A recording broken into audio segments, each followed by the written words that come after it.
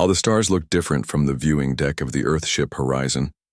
Captain Taewon Kim stood with his hands behind his back, watching the empty space where the alien ships would soon appear. His dark uniform fit perfectly on his tall frame. The ship hummed softly around him.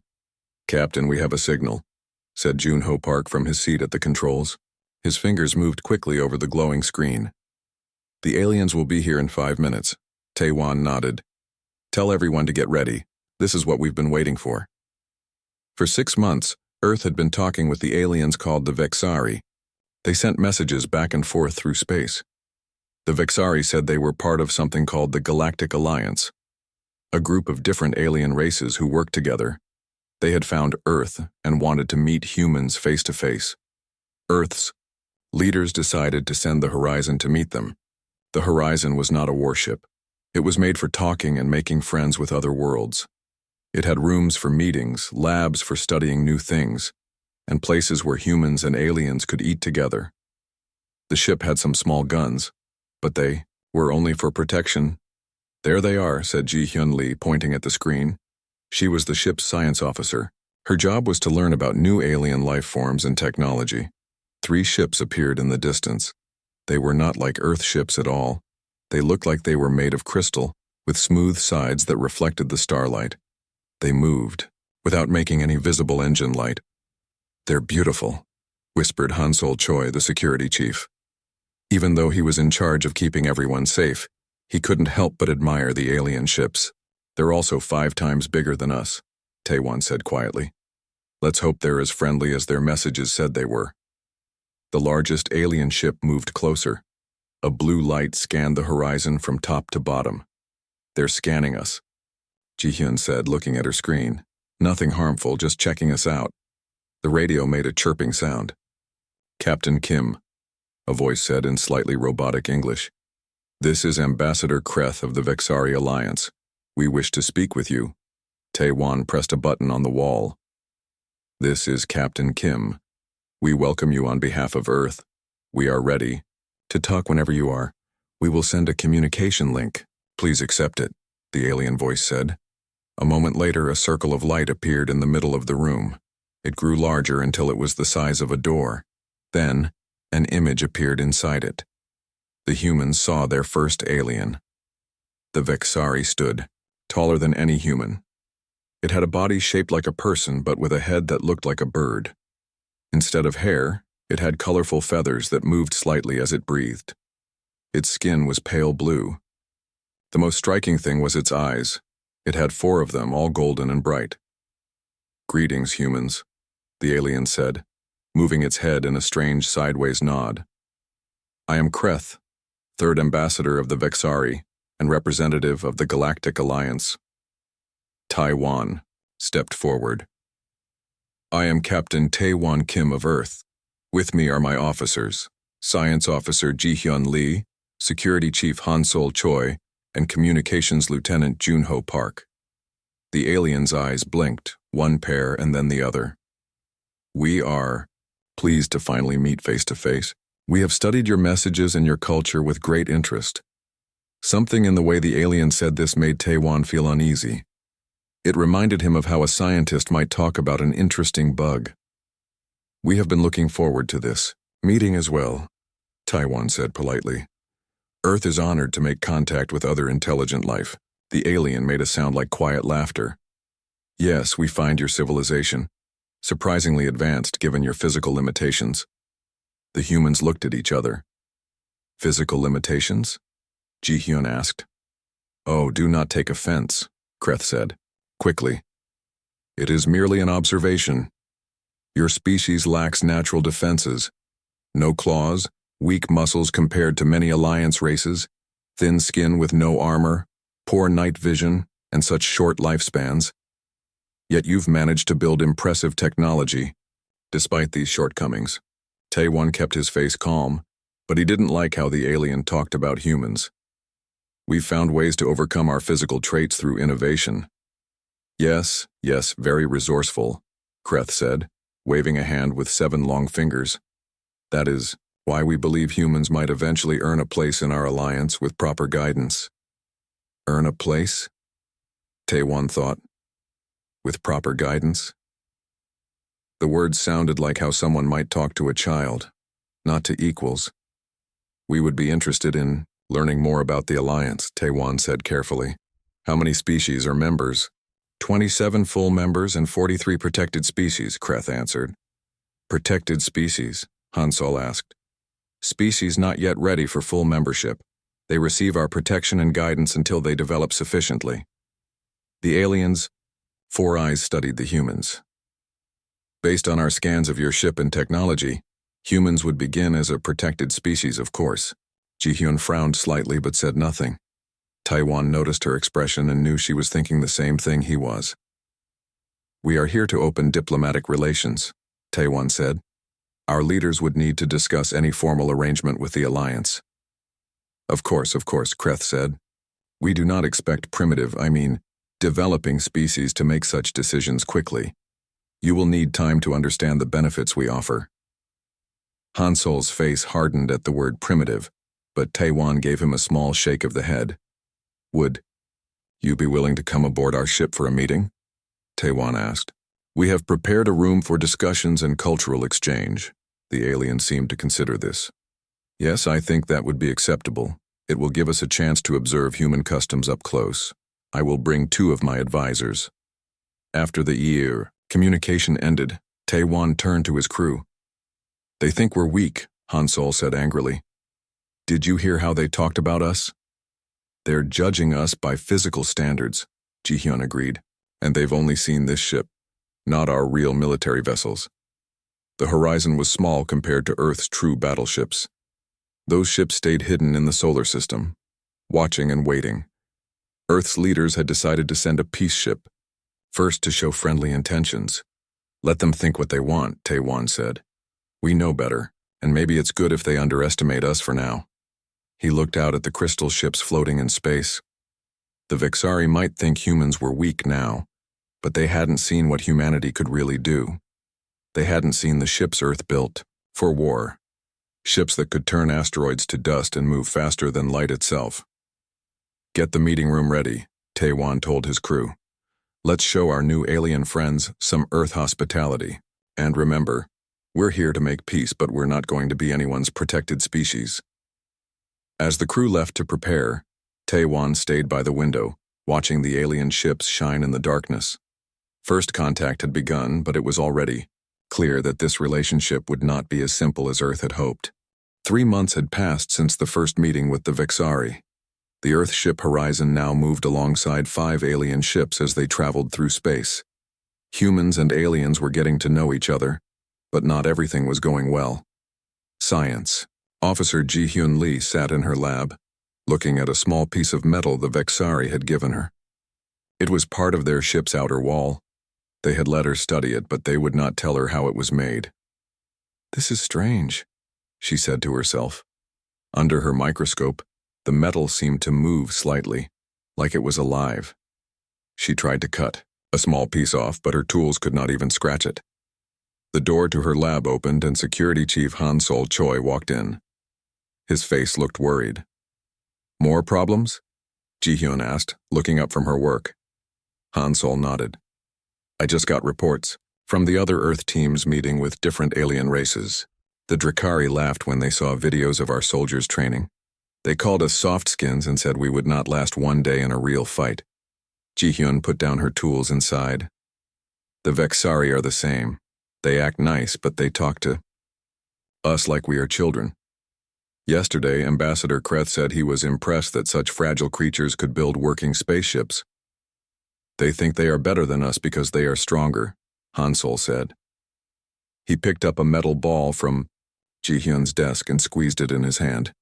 The Vexari have those tough feathers that are harder than our body armor. The Drakari can grow back a cut-off arm in 2 weeks. The Moltari can stand in fire and not get burned. And humans get hurt easily, compared to them, Ji-hyun said. But they don't understand what makes us strong. They haven't seen our real ships, Hansol added, putting the ball down. Just these small diplomatic vessels with basic shields and no real weapons. Earth's leaders had decided to keep their best technology secret for now. The Horizon and ships like it were made to look friendly, not dangerous. Earth's real battleship stayed hidden in the solar system. Ji-hyun's computer made a beeping sound. She pressed a button and read the message on the screen. "Captain Kim wants us to meet him right away," she said, standing up. "The Vexari have invited our crew to their central command station. Something about a border dispute they want to discuss." "Border dispute?" Han Sol frowned. "What does that have to do with Earth?" "I don't know," Ji-hyun said as they walked quickly to the ship's meeting room. "But I don't like it." When they arrived, Captain Tae-won Kim was waiting with Lieutenant Jun-ho and diplomatic officer Young-mi Kang. Young-mi had joined the crew 1 month ago to help with the increasingly complex talks with the aliens.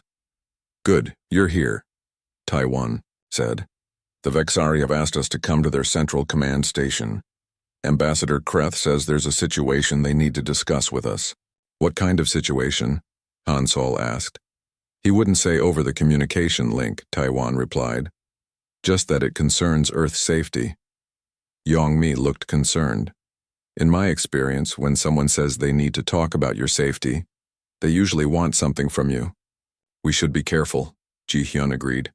"The Vexari have been testing us since we met them. This could be another test." Captain Tae-won nodded. "We'll go, but we'll be on our guard." 6 hours later, the Earth team stepped off their shuttle onto the Vexari Central Command Station. The station was huge, bigger than any space station humans had built. Its walls were made of the same crystal-like material as their ships. Aliens of different species walked through the wide hallways. Some looked like tall insects, others like giant lizards or furry mammals. "This way, please," a Vexari guard said, leading them to a large round room. In the center of the room was a big table with a map of space floating above it. The map showed many star systems with colored areas showing which alien group controlled which parts of space. Earth's solar system was a small blue dot at the edge of the map. Ambassador Kreth stood with 3 other aliens. One was very tall, with gray skin and 6 arms. Another looked like a lizard standing on 2 legs. The third was covered in glowing red fur. "Captain Kim," Kreth said, doing the sideways head nod that was the Vexari greeting. "Thank you for coming.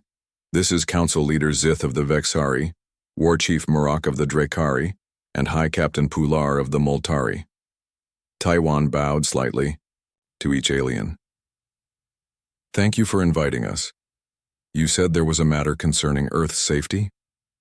Zith, the tallest alien, stepped forward. "Yes. We have a situation at the border of Alliance space." He pointed to a red flashing light on the map, not far from Earth's position. "The Sorvan Collective has crossed into disputed territory." "The Sorvan Collective?" Junho asked. "A dangerous species," Marak, the lizard-like Drakari, growled. "They take what they want and destroy anyone who stands in their way. We have held them back for decades." "Unfortunately," Kreth added, "the disputed zone includes the space route to your solar system." The Earth team looked at each other. The message was clear. Earth was in danger.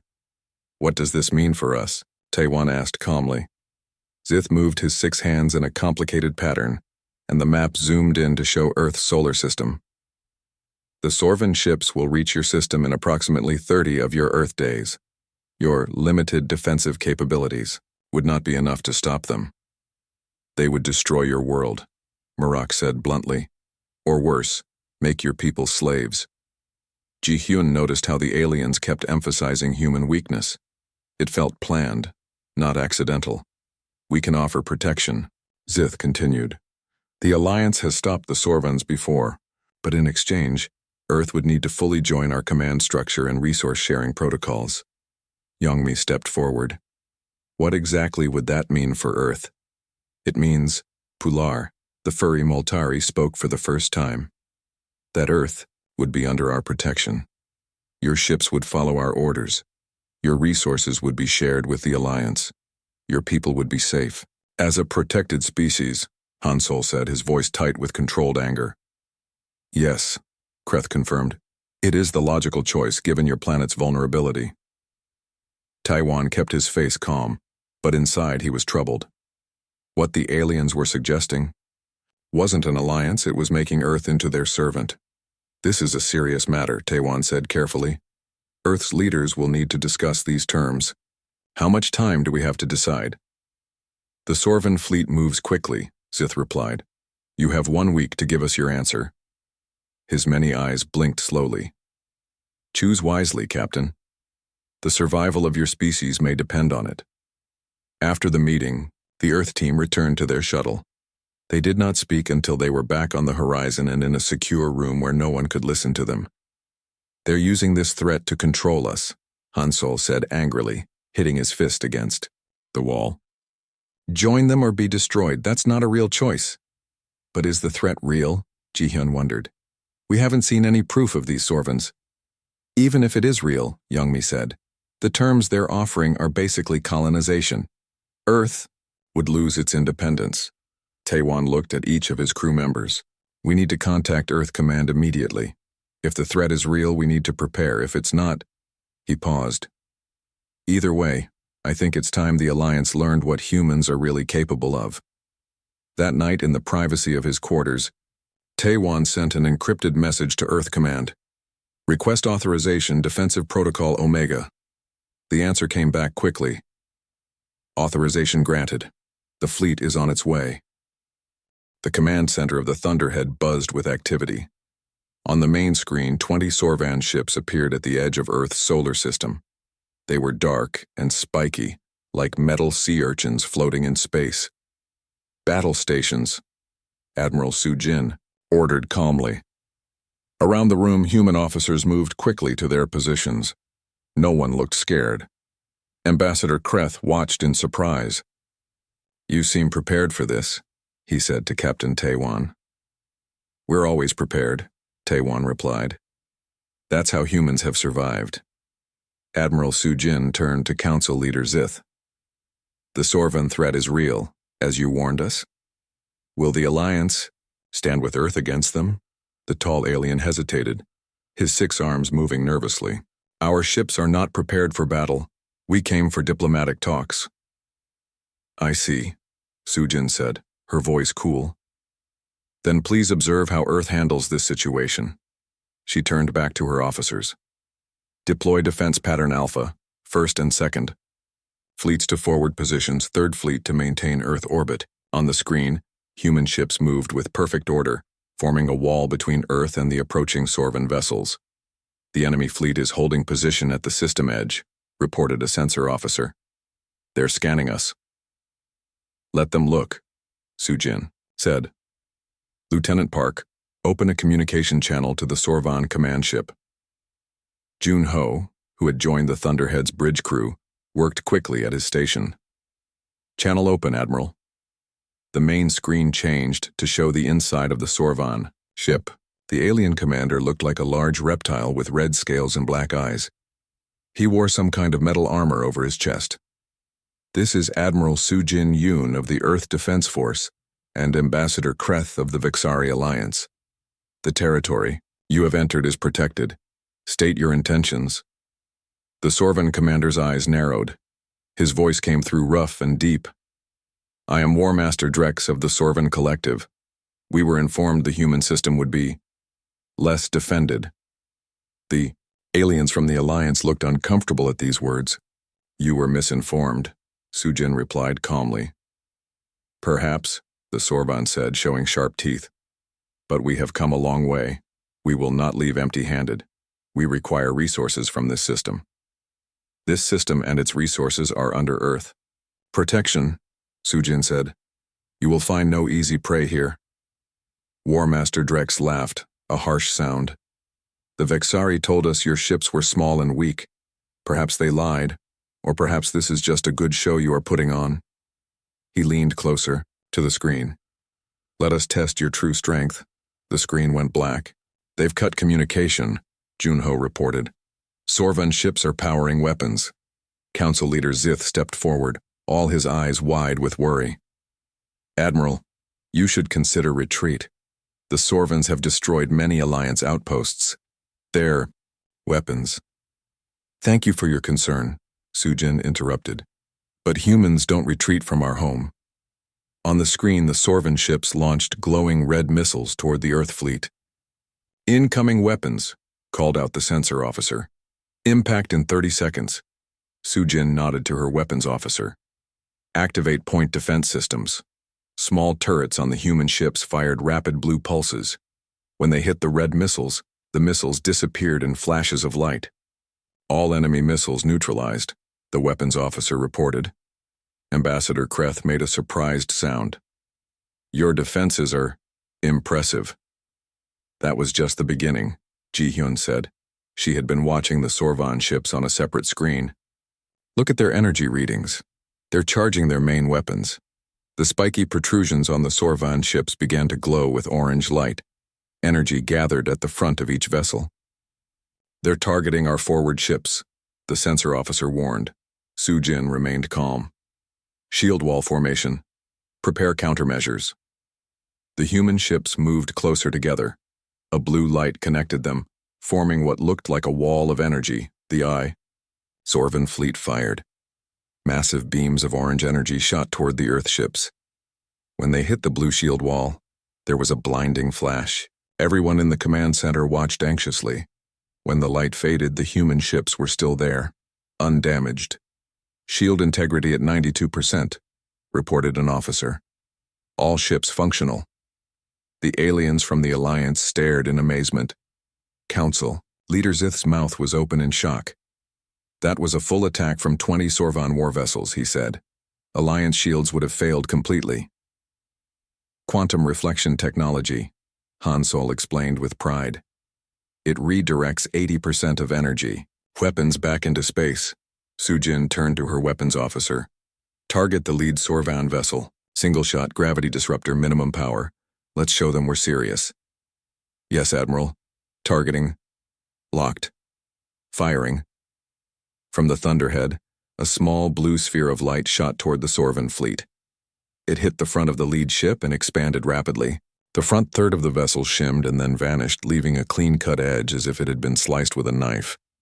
The remaining Sorvan ships quickly backed away. They're retreating to a safe distance, the sensor officer reported. They're maintaining position at the edge of the system. Communication systems beeped. Incoming message from the Sorvan fleet. War Master Drex appeared on screen again. Part of his command center was missing, and emergency lights flashed behind him. He looked shaken. That was unexpected, the Sorvan commander said. It seems we were given poor intelligence about Earth's capabilities. As I said, Sujin replied, you were misinformed. Do you wish to continue this battle, or would you prefer to discuss terms for your peaceful departure? The Sorvan was quiet for a moment. What terms do you offer? Leave this system immediately. Do not return. In exchange, we will not pursue your fleet or take further action against the Sorvan Collective. Drex nodded slowly. Acceptable. We will withdraw. His black eyes moved to where Ambassador Kreth stood. But I wonder who gave us such wrong information about human defenses. The screen went dark again. Sorvan fleet is turning around, the sensor officer confirmed. They're leaving the system. A cheer went up from the human crew. Admiral Sujin allowed herself a small smile before raising her hand for quiet. Well done, everyone. Maintain alert status until they have completely left our sensor range. She turned to the Alliance representatives, who were still staring at the screen in disbelief. Now, Sujin said, perhaps we should continue our discussion about Earth joining the Alliance as equals, not as a protected species. Ambassador Kreth looked embarrassed. Yes, it seems we have much to learn about humans. Council Leader Zith stepped forward. Admiral Yoon, Captain Kim, I must ask, why did you hide these capabilities from us? Why pretend to be less advanced than you are? Taewon and Sujin exchanged glances. It was Young Mi who answered. In human history, she explained, when a more advanced civilization met a less advanced one, it rarely ended well for the less advanced group. We wanted to ensure that if we were the less advanced civilization, we would have time to prepare. And if we were not, she smiled. Well, it's always useful to be underestimated. A wise strategy, Zith admitted. One the Alliance has not encountered before. There are many things about humans you haven't encountered before, Han Sol said. We may not have natural armor or special abilities, but we have something just as valuable. And what is that? Asked Kreth Ji-hyun, pointed to her head. We think differently. We plan. We prepare for the worst while hoping for the best. Admiral Soo-jin stepped closer to the alliance representatives. Now, shall we discuss a real alliance? One based on mutual respect? The aliens looked at each other, then back at the screen where the Earth fleet still held formation, powerful and ready. The Sorvan ships were small dots now, fleeing the system. Yes, Zith said finally. I believe we shall. 1 month had passed since the battle with the Sorvans. The Thunderhead flew alongside 5 Vexari ships and 3 Drakari vessels, all part of a new joint patrol fleet.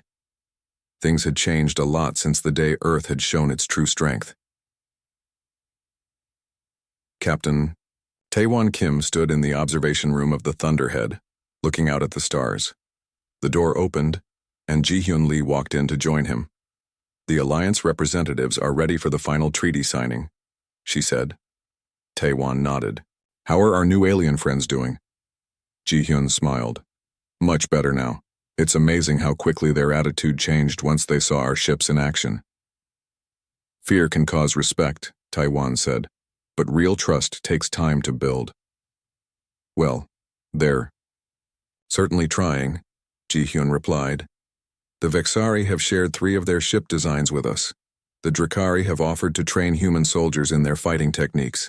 Even the Moltari have agreed to trade their heat-resistant materials. A real alliance, Taewon said with satisfaction. Not protection. They walked together to the main meeting hall of the Thunderhead. The large room was filled with humans and aliens. At the center table sat Admiral Soo-jin Yoon with Council Leader Zith, War Chief Murak of the Drakari, and representatives from 15 other Alliance species.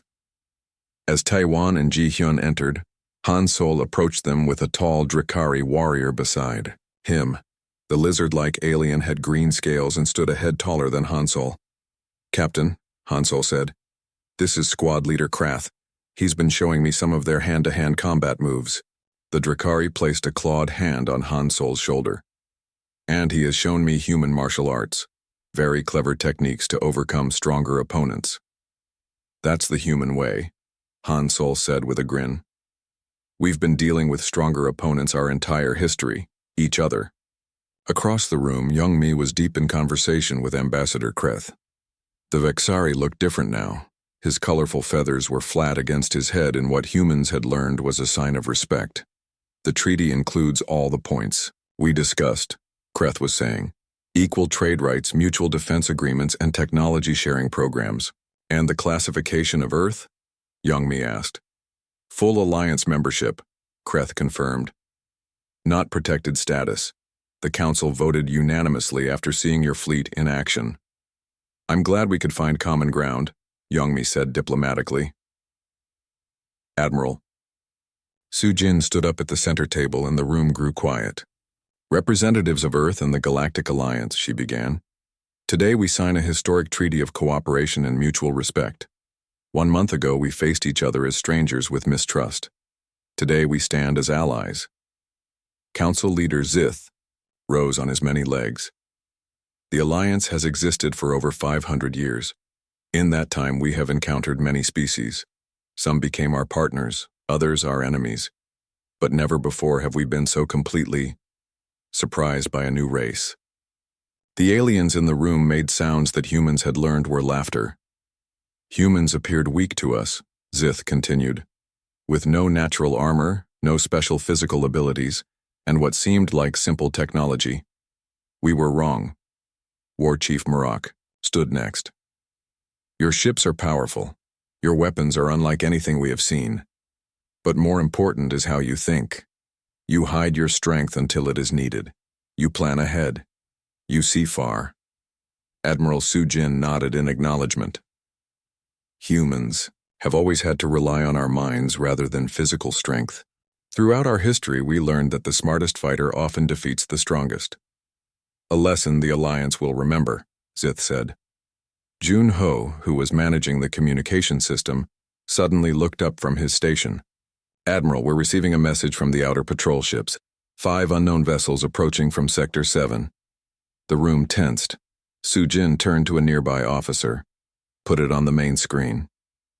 The large screen showed 5 ships unlike any they had seen before. They were smooth and white, shaped like teardrops. "Scan them," Soo-jin ordered. "Energy readings are off the charts," the officer reported. "But no weapons are active. They're sending a communication signal." "Accept it," Soo-jin said. The screen changed to show a strange alien. It looked like a tall human made of silvery metal, with no visible mouth and 6 fingers on each hand. "Greetings," the alien said, its voice sounding musical. "I am Observer Telnar of the Galactic Oversight Committee. We have been watching the recent events in this sector with great interest." The Alliance aliens looked shocked. Council Leader Zith stepped forward. "The Oversight Committee? We thought you were just a legend." "We are quite real," the silver alien replied. "We observe developing areas of the galaxy but rarely intervene. However, the events here have drawn our attention." "What events?" Admiral Soo-jin asked. "The integration of humanity into the galactic community," Telnar said. "And the misunderstandings that occurred." The silver alien looked directly at the Alliance representatives. "For too long, the Alliance has judged new species by their physical attributes rather than their true capabilities. This has led to a system of protection that often becomes control." The Alliance aliens looked uncomfortable. Ambassador Kreth's feathers drooped in embarrassment. "Humans have demonstrated that appearances can be deceiving," Telnar continued. "A lesson that is long overdue for the Alliance." "We have learned this lesson," Council Leader Zith said. "The new treaty with Earth establishes them as full equals." "So we have observed," Telnar nodded. "And this is why we have come. The Oversight Committee believes this new partnership between humans and the Alliance may bring positive change to this sector of the galaxy." The silver alien turned to Admiral Soo-jin. "We would like to establish diplomatic relations with both Earth and the Reformed Alliance. There is much we can learn from each other." Soo-jin looked at Zith, who nodded in agreement. "We would be honored," she said to Telnar. After the meeting ended and the new visitors were given quarters on the Thunderhead, Tae-won found himself back in the observation room with his original crew, Ji-hyun, Han-sol, Jun-ho, and Young-mi. "So there's always a bigger fish in the sea," Han-sol said, shaking his head. "First we surprise the Alliance, and then this Oversight Committee surprises everyone. That's the way of the universe," Ji-hyun replied. "There's always more to learn." "I wonder what would have happened if we had shown our true strength from the beginning," Jun-ho asked. Tae-won thought about this. Maybe nothing would be different. Or maybe the Alliance would have seen us as a threat instead of a potential member. "Our approach worked," Young-mi said. "We learned about them while they underestimated us. Now we have a fair alliance and a new opportunity with this oversight committee." A young officer entered the room. "Captain Kim, the Joint Fleet exercise is about to begin. Admiral Yoon requests your presence on the bridge." Tae-won nodded and turned to his friends. "It's been quite a journey since that first meeting with Ambassador Kreth, hasn't it? From being seen as weak to being respected as equals," Ji-hyun said with a smile, "all because they finally saw our ships." "Not just our ships," Tae-won corrected her. "They saw who we really are. Humans may not have the strongest bodies in the galaxy, but we have something just as powerful: our minds, our creativity, and our determination." They walked together toward the bridge, where human and alien officers worked side by side. Through the main viewport, Earth was visible in the distance, a small blue planet that had surprised the galaxy. "You know what I think?"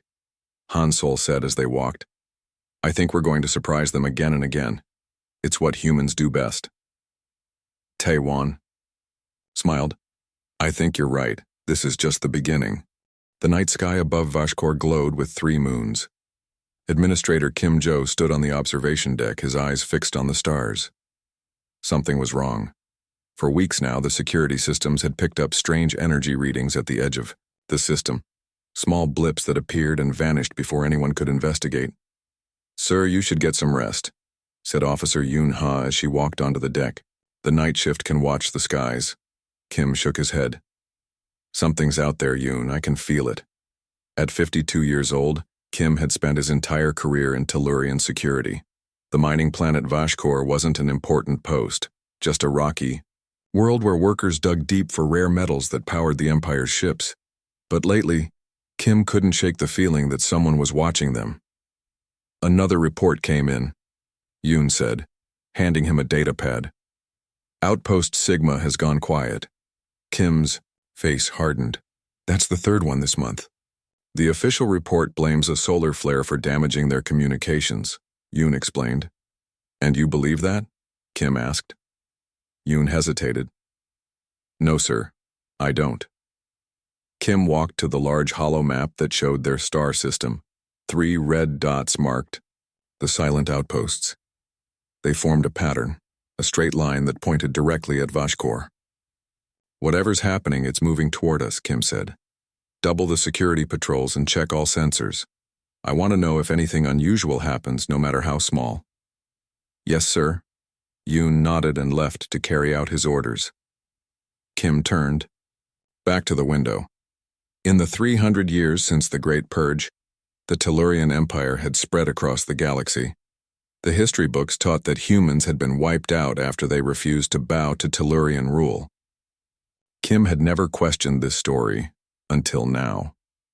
On the planet Tellurian Prime, the heart of the Empire, Lee's son moved carefully through the ruins of old Earth. Once the homeworld of humans, Earth was now a museum planet where only approved scientists could visit. Lee was an archaeologist who had spent 20 years studying human artifacts. Most Tellurians saw humans as primitive beings who had deserved their fate, but Lee found their creations fascinating. Humans had built amazing things before their fall. "Over here," called her assistant, Park Min. "I found something." Lee hurried across the crumbled remains of an ancient building. Park stood before a door made of metal unlike any they had seen before. It had no rust or damage despite being buried for centuries. "What is it?" Park asked. Lee ran her scanner over the door. "It's still powered. How is that possible after 300 years? The door had no handle or control panel. Lee pressed her hand against it, trying to feel for any hidden mechanism. To her surprise, the metal warmed under her touch. Lights flickered on around the frame. "Step back," Lee warned. With a soft hiss, the door slid open. Cool air rushed out. Lee and Park switched on their lights and entered a long tunnel that sloped downward. The walls were smooth, made of the same strange metal as the door. "This wasn't in any of the records," Lee whispered. "No one has been here before." At the end of the tunnel, they found a large round chamber. In the center stood a single pod glowing with soft blue light. Lee approached it slowly. The pod was transparent, and inside— "Is that a human?" Park gasped. Lee couldn't believe her eyes. Inside the pod lay a man, his chest rising and falling with slow breaths. He was alive. "That's impossible," Lee said. "All humans died in the Great Purge." She checked her scanner again. The pod was keeping the human in a deep sleep, slowing his body functions to nearly nothing. According to the data, he had been here for exactly 300 years. "We need to report this," Park said, reaching for his communicator. "Wait," Lee grabbed his arm. "Think about what will happen if the Empire finds out. They'll kill him and destroy this place." "But the law says all humans are enemies of the Empire," Lee said. "But look at him. Does he look dangerous? This is the discovery of a lifetime. We need to learn from him before anyone else knows." Park looked uncertain. "What are you suggesting?" "We wake him up," Lee said. "Just us.